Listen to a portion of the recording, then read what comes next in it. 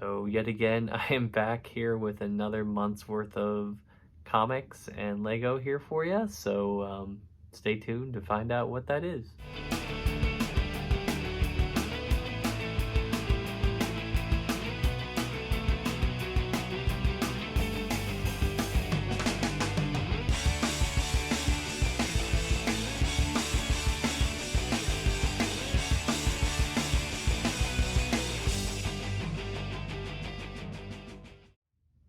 Hey YouTube, it's Mandak, coming at you guys with another haul video. So welcome into haul video number 150, guys. Yeah, really insane that I've made 150 of these videos. Um, yeah, honestly, it's crazy that I've been able to make so many of these glorified show and tell videos for you. But I hope some of you guys get some enjoyment out of them. But yeah, anyways, welcome into this video, guys. Hope you're having a great day, great week, great month, great year, as I always say. But yeah, this haul is pretty much close to a month's worth of stuff for me. It's not actually too much once we go through it. And there's some reasoning behind that, which I'll kind of explain in the separate sections here. But yeah, hope you guys are doing well. As I record this, we're halfway through November. So currently right now I'm going through work, and I'm actually taking a class for my master's course or master's degree. So I'm dealing with that right now. Also preparing for Christmas, so doing some Christmas shopping. I'll kind of explain how that ties into some of the stuff I bought in this haul, but yeah, really enjoying that. But that's pretty much it. So let's go into these sections here, starting with the comics.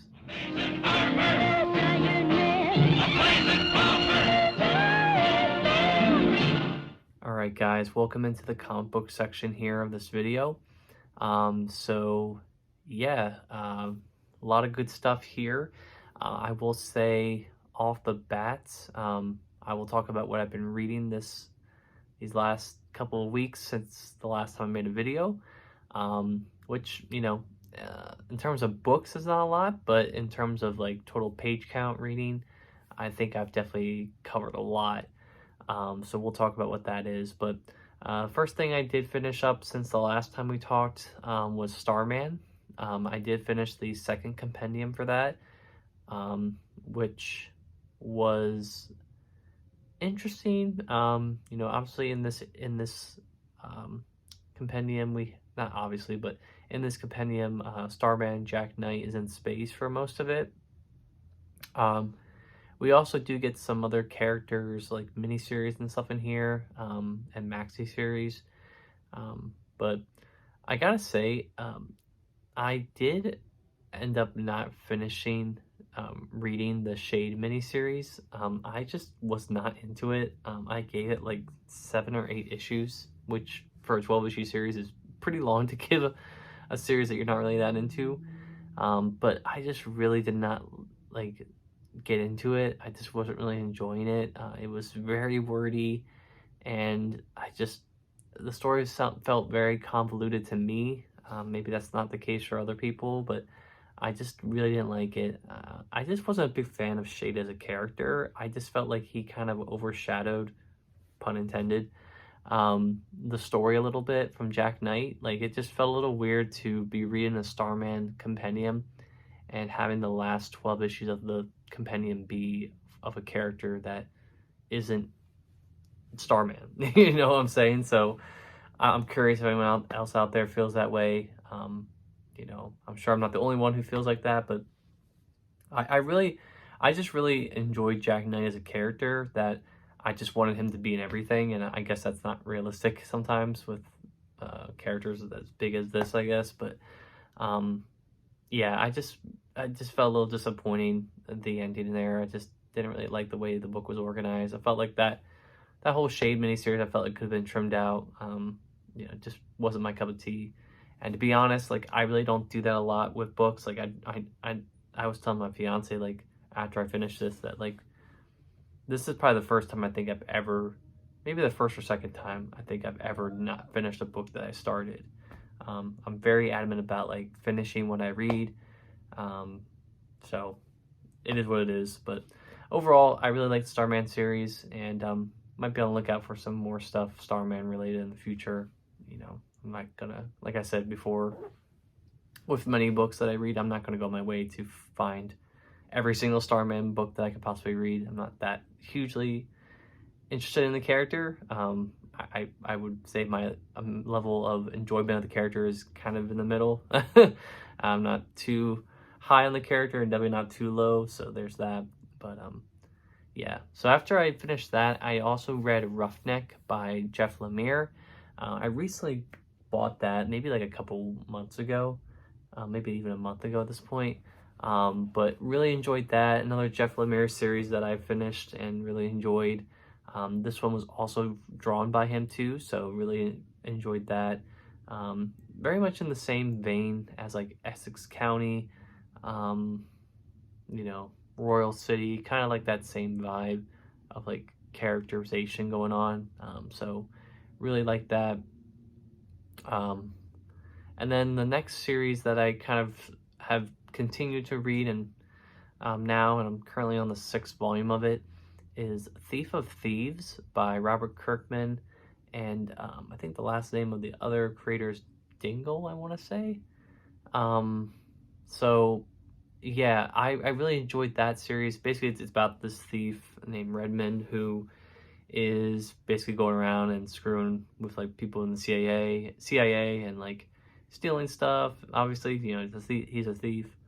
But yeah, really enjoying the series so far. It kind of took a turn in the 6th volume here, you know, so we're kind of in a different stage here. There's 7 volumes total, so I should hopefully be having that finished by the end of this week. Funny enough, I actually do bring these volumes with me when I go to the gym with my fiance, so I'll bring these volumes and read a couple of issues of the trade while we're on the treadmill. Usually I can finish a trade, like I can finish like 2/3 of a trade in like 1 half-hour session that we go to the gym at. So yeah, that's kind of like another way I'm kind of like catching up on my reading and keeping my page count each day up as high as I can. So there's that. But also I did go backtrack and read some Ant-Man stuff. So I think earlier this year I did buy the Ant-Man No More Epic Collection.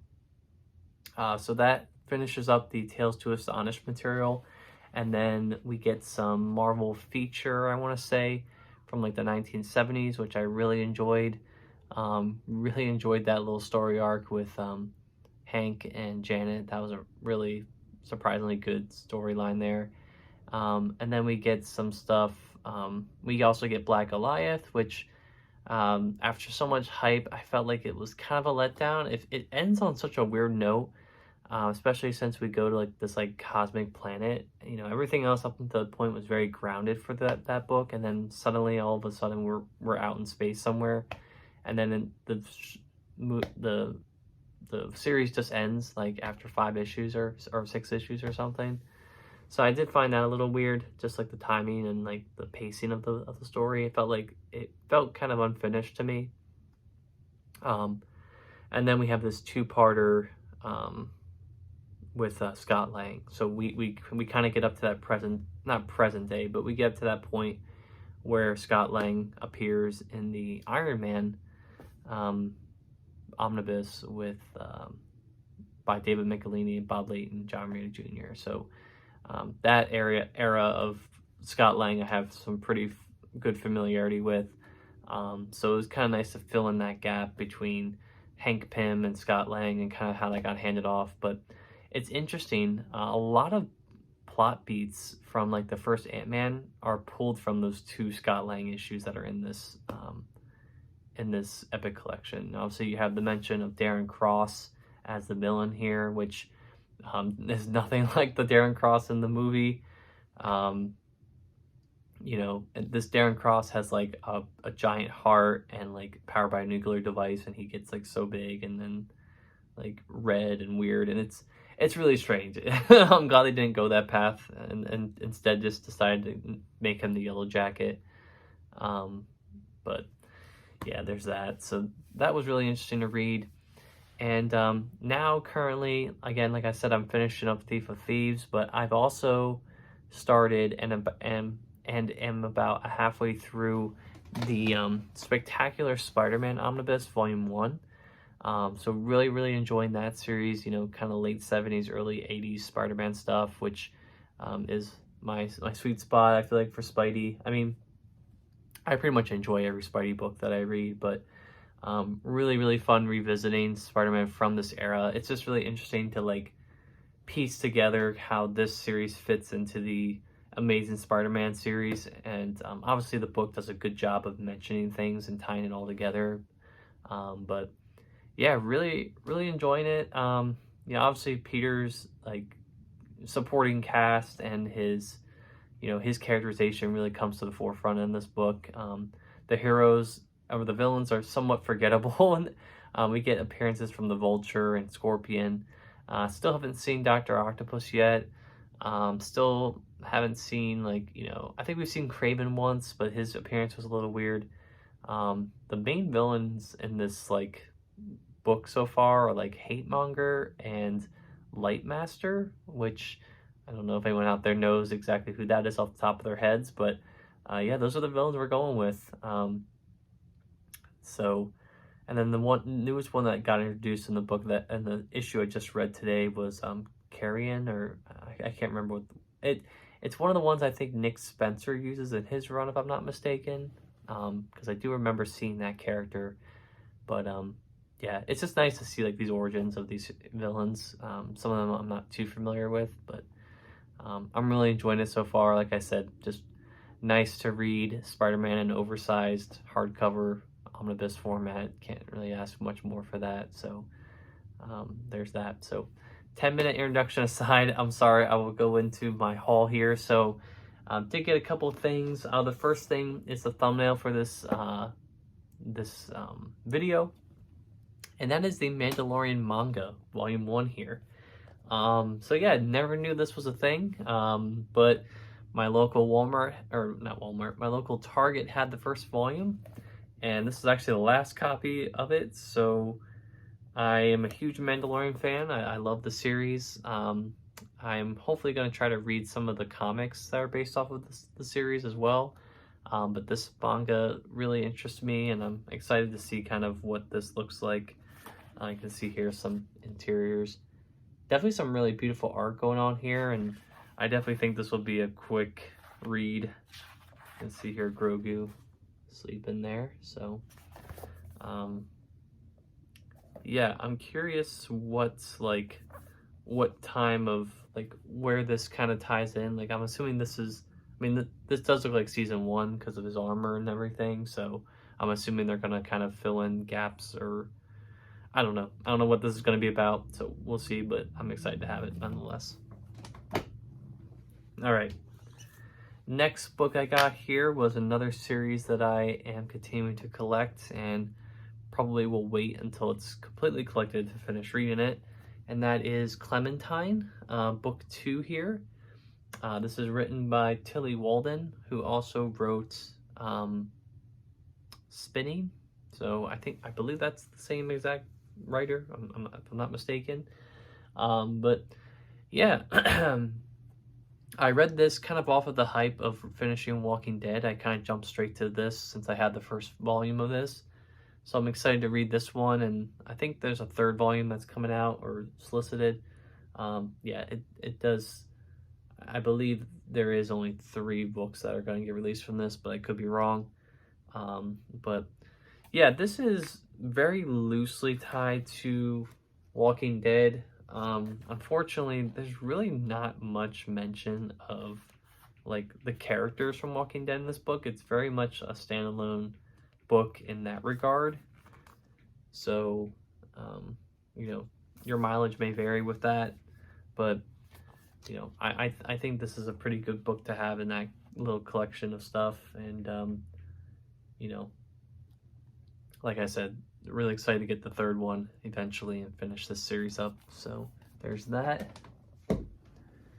All right, next book I got here is an Epic collection that I was looking to get. And it's funny, I was waiting so long for like that Target buy two get one free sale, and shocker to everyone, I actually didn't end up picking anything up, and I'll kind of address why that is when I get to the end of my video of my segment here. But I was looking on IST like a couple weeks ago at this point, and I did see that this Epic collection was on sale for 20 bucks. So picked that up. You know, this originally retail for 50 now, since that's what Epics are going for these days. So I was able to get, you know, 60% off. So can't really ask for a better deal than that. And that is the Avengers The Gathering Epic collection here. So this collects issues 367 through 377, as well as annual number 23, X-Men number 26, Avengers West Coast number 101, Uncanny X-Men number 307, and Avengers Log number 1. So yeah, this is some mid-90s stuff. This is from 93 to 94. So I did read the epics that came before this. I want to say those epics are the Fear of the Reaper and the Gatherer's Strike. So this is the volume that comes after that, I believe. So I think the Gathering, the Avengers Gathering Omnibus that came out recently, I think it collects this and volume 24, so the volume that comes before this, the Gatherer's Strike. So, you know, whatever format you prefer, I decided to go Epic route just because it'd be cheaper for me, and you know, everything was in kind of that same uniform format, at least what I have for volume 1 here. So I know I keep saying this is kind of a broken record at this point, but you know, we're very, very close now with some of these titles that we're finishing up like complete runs or complete volumes of like Avengers. Like we're pretty much close to finishing up all that. Like I have probably at least 15 to 20 epics up there. Maybe not 20, but like around 15 or so epics up there of Avengers stuff. And there's really not that many gaps left to read, at least in my book. You know, so there's that. But yeah, really hyped to get that book for a decent price there. All right, another book I bought here, kind of off the hype of a creator that I really enjoy reading. You know, this book, I actually did see it at Baltimore Comic-Con, but I was already buying a thick book by the same creator, so I decided to just hold my horses and get one and then see if I like that and maybe get the other. Well, obviously I didn't finish reading that other book yet, so yeah, kind of just jumped the gun on this. But for a good price, I decided to pick this up, and that is Oblivion Song Compendium. I've seen a couple of my friends collect this. This is by Robert Kirkman, Lorenzo Di Felici, and Annalisa Leone. This collects all 36 issues of the series. Yeah, I mean, it's Robert Kirkman, so, you know, Invincible, Walking Dead, Firepower Acclaim, I guess, if you want to use that. But the other book I was referring to is Outcast, also written by Robert Kirkman. So these actually, I think, alphabetically in my collection will go next to each other. So that's convenient there. But yeah, really hyped to get this. This is kind of like a sci-fi book. You know, I'll read the back here for you. So a decade ago, 300,000 citizens of Philadelphia were suddenly lost. In oblivion, the government made every attempt to recover them, but after many years they gave up. Nathan Cole won't. He makes daily trips, risking his life to try and rescue those still living in the apocalyptic hellscape of oblivion. But maybe Nathan is looking for something else. Why can't he resist the siren call of the Oblivion Song? So it's kind of like a dystopian, sci-fi, post-apocalyptic book. So should have a lot of same vibes from as like Walking Dead did, I guess, since that's kind of the same type of vibe there, maybe a little bit. But yeah, really, really cool to get this book for a very decent price. Cover on this was $50. I think I got this for like $27, which for a thick paperback like this, you really can't go wrong. I mean, just comparing these two for a second, like look at the value of what you get for $50, this versus this. So, you know, it's not really even a competition, I feel like sometimes, but that's Image. I mean, you know, they don't have as many markups, I guess. All right. Last thing I got here was an omnibus from Marvel that completes a run of a character that I have long wanted to have and read, and I know a lot of people out there feel the same way. You know, this has taken over 2 years now at this point for me to collect since they started reprinting all these volumes, and I'm really happy to have these. Perfect timing considering that there's a movie coming out for this character in 2025 now, so I have a little bit more time to read it, and that is Captain America: The Return of the Winter Soldier. So this collects Captain America and Bucky numbers 620 through 628, Fear Itself, Book of the Skull number 1, Fear Itself number 7.1, Captain America, Winter Soldier numbers 1 through 14, and Captain America 2011 numbers 11 through 19. So yeah, this was the last omnibus I needed to get for my Ed Brubaker read through of Captain America, and I'm really excited I got this. All the books here in this run were very cheap to get. I don't think any of them were over $100 cover price, which when you do IST prices, everything was kind of around $50 or less. You know, so I think one of the smaller omnibus, like I think Captain America, Death of Captain America, I think that book was like $37 or something at the time I bought it. So yeah, I really can't go wrong with that, but really excited to get this. Like I said, this was kind of that last piece of the Captain America readathon I really wanted to have to jump into. But as I said, at the time of recording, the Captain America 4 movie has been pushed back to February 14th, 2025. So that does change things up a little bit for me. I was planning on starting my read-through of Captain America stuff like beginning of 2024, since the movie was planned to come out in July of 2024. So that has since been shifted over 6 months further down the line here. So yeah, I don't know what Marvel Studios is doing. I mean, I think a lot of it is production delays from the strike, so maybe that's what is factoring into this, but I certainly have plenty of stuff to read in the meantime, I guess, so I'll have to see when I want to plan that out. I might start my read through maybe like in April, May time. We'll have to see how much time I want to give myself, but basically dealing with like almost 3 shelves worth, 3 cubes of Captain America material. So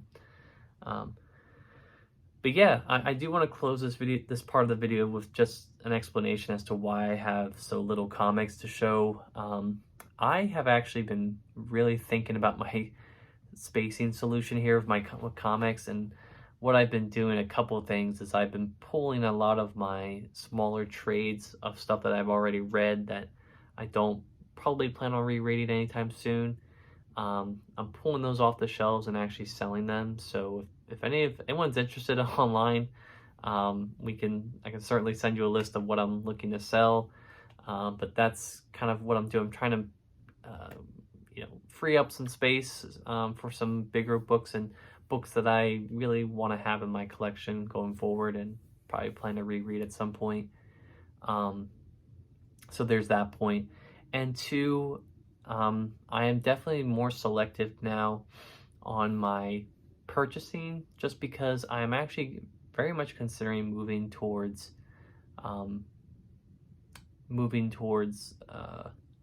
all virtual for my comics. So I know that might scare a couple people, when it comes to like my haul and my videos, I guess. I don't know, maybe no one really cares about that, but um, yeah, I am considering it. I think I'm kind of trying to be a little bit hybrid with it. So for example, like with smaller trades, like if I go to a store and I find a trade of like Monica Rambeau, Spectrum, or Photon, whatever she goes by now, that would be a book that I would probably go back and look on Marvel Unlimited for, and probably read through that way, versus paying like $9 for a 6-issue trade, versus like if an Amazing Spider-Man omnibus comes out of stuff that I haven't read yet, I'm gonna buy that omnibus because it's more of like it's a significant book and it's a nice book to have on the collection and everything. Like what I'm basically looking at here is trying to trim down my collection as much as I can to the hits and the things that like I'll definitely want to go back and reread in like hard copy at some point. Um, you know, that works for me twofold. I get to save money and I get to save on space. So there's that. It's still a work in progress, but that's kind of where I'm going. So I hope that doesn't scare anyone. But you know, I just think from a logistical standpoint, it just makes more sense for me to do it that way. So we'll see what that entails. But anyways, guys, 24-minute video aside, let's go ahead and get into the Lego section here for this haul video.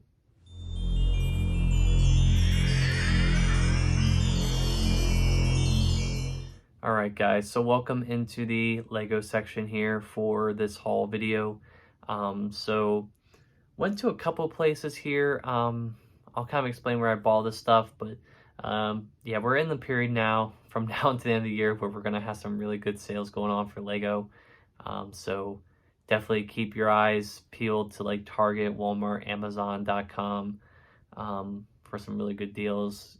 There's plenty more to come, I'm sure. As I record this, we're a little over a week away from Black Friday, so I'm anticipating some more sales as we get closer to that. But starting off our haul here, I do have a couple poly bags that I picked up. Decided to only grab two, or decided to only grab one copy of each, just because, again, at this point, I'm not in the business of building all these poly bags anymore. These two, I'm very comfortable with just buying one and keeping it sealed and selling it one day.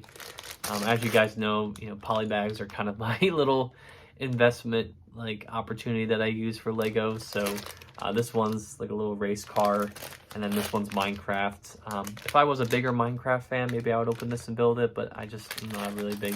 I don't play the game, so there's that. But really cool to have those two to keep sealed for my collection there. This next set is, again, another set that I'm probably going to keep sealed just because I think it's definitely going to go up in price from what I paid for it. And I already have this minifigure, so don't really see a need to open this up just to build the little build and the minifigure. And that is the Lego Star Wars 75344 Boba Fett's Starship Microfighter. So yeah, there was a reason why I waited so long to pick this up. I just had no interest in building this or buying this. Microfighters honestly aren't really my market for buying stuff anymore, unless there's a really exclusive minifigure in there that I want to purchase. But yeah, this one I'm definitely going to keep sealed, maybe resell it in a couple years. I don't foresee this going up a crazy amount in price. I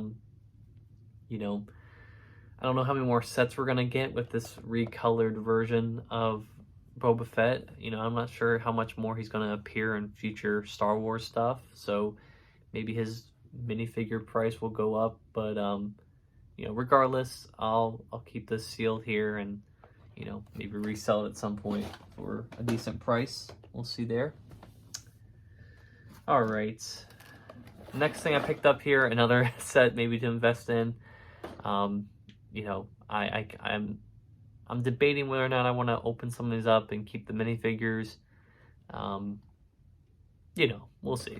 That is the Snow Troopers Battle Pack. So got this for 20% off, I believe, at Walmart or Target. I can't remember which one it was. Or maybe it was Amazon. But Yeah, I believe this one is retiring out this year, so that's probably why it's been going on. It's pretty much stayed at the 20% off sale, sometimes even 25% off sale for a while here. So, um, I would say if you're interested in snow troopers and Hoth scout troopers, I would definitely pick this up because I don't think this is going to be around much longer after the new year.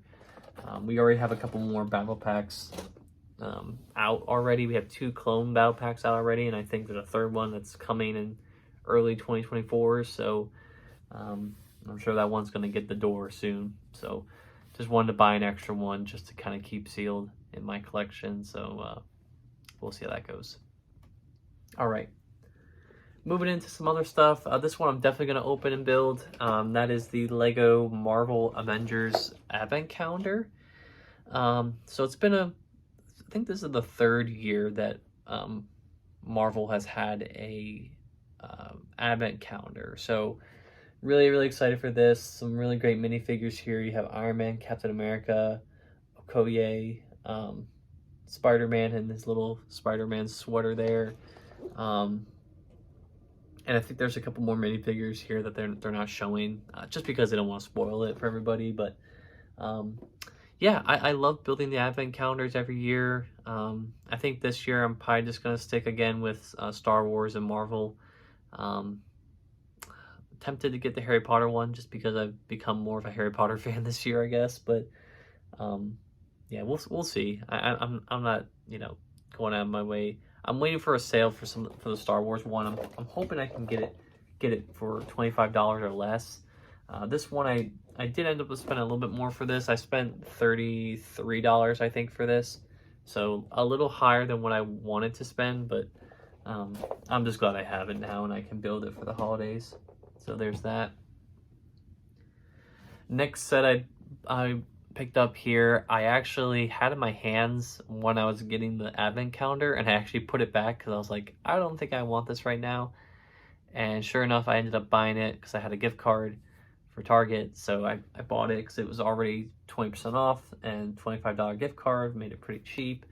And that is the X-Men Wolverine's Adamantium Claws. So yeah, not a lot going on here. Obviously, you got the claws, which look pretty detailed, I'll say that. But pretty much the rest of it's just a glove. Like not really much in terms of detail. It's more iconic just because of the claws, I guess. But I did build the Wolverine buildable character. I can actually see it in my shelf here up here. But so this will be nice to have like on a little Wolverine shelf in my collection here. I'm gonna be doing some moving around here with some of my sets, but yeah, wanted to grab this, decent sale. I'm not gonna get it much cheaper than that. And I'm curious if this X-Men 97 show has come out yet. I don't think it has. I'm really, really excited to watch that. I still need to finish watching the original 90s X-Men show. I still haven't finished that yet. I'm like halfway through season 3, so but yeah, really, really hyped to get this set for a decent price. Definitely wasn't going to spend $70 on that, so I'm glad I got it for way cheaper than that. And lastly here, this set I definitely can't fit into frame, but picked this up at I got this at Target for so story time with this. I owned the play scale version of the Guardian ship from 2018 from Avengers Endgame. And for the longest time I was like, I don't need to upgrade, that this ship is fine, it's detailed enough. Well, sure enough, this set kept growing on me. I kept watching reviews of this and I just really enjoyed the way this set looked. And the built display stand for this I thought was really cool. It matches very nicely with the new Guardian ship that I recently purchased, the Bowie. So yeah, this set was $150 when it came out in 2021, and I just couldn't justify that cost for a ship like this. So sure enough, I waited and waited and waited, and it dropped down to I think around $100 or so. on Target.com, and that's when I pulled the trigger and bought it, because that was the lowest price it's ever dropped to. And I think this set, again, like I mentioned with some of these sets, this is approaching retirement too. I mean, this is over 2 years since release. And Marvel is definitely coming out with, Lego Marvel is definitely coming out with more and bigger sets now. I mean, the Avengers Tower just got announced and will be releasing later this month. So, yeah, wanted to grab this and have this in the collection. And I think this will look very nice next to the Bowie ship. So that was kind of the intent with this. But yeah, just a lot of great minifigures here. You get Rocket, Star-Lord, Groot, Mantis, Thor, and a Chitauri warrior. Like I said, that stand is really nice. You can see what that looks like on the back. So this will be a nice treat to build. So really the last big ship I want to get, and again, I'm going to wait for a sale because I'm not paying $100 for it, is the Avengers Quinjet from the first Avengers film. That one also has a stand very similar to this, so that's kind of why I liked all three of these sets, because they're all very easily displayable for me. So that's kind of where I'm going to go with those three. But you know, obviously I have other Quinjets in my collection. Some of them have actually broken down because I just don't have the space for them. You know, like the Endgame Quinjet and the original Avengers Quinjet from 2012. So yeah, I think I'm gonna end up probably parting ways with some of those sets, just like selling them, because if I'm not displaying them and they're broken down to parts, you know, I might as well sell them to somebody who's gonna enjoy them and put them in their collection. So, but yeah, more to come there. But anyways, that's my Lego haul. Hope you guys enjoyed that, and let's go ahead and get into the outro for this video. All right, guys. So thank you so much for watching this video. I hope you enjoyed it. And like I said, you know, just trying to cut back on some stuff, you know, especially during the Christmas season, just trying to use more money towards getting gifts for my loved ones and you know, my fiance and everybody. So, you know, but also just trying to be smart with my money. You know, next year, my fiance and I are getting married, so I'm just trying to find ways to cut costs and just be a little bit more smart with my money. So still gonna be enjoying all this hobby. I love it. You know, I love building Lego. I love reading comics. So we'll see how it goes. But anyways, guys, thank you so much for watching, and see you on the flip side. Peace.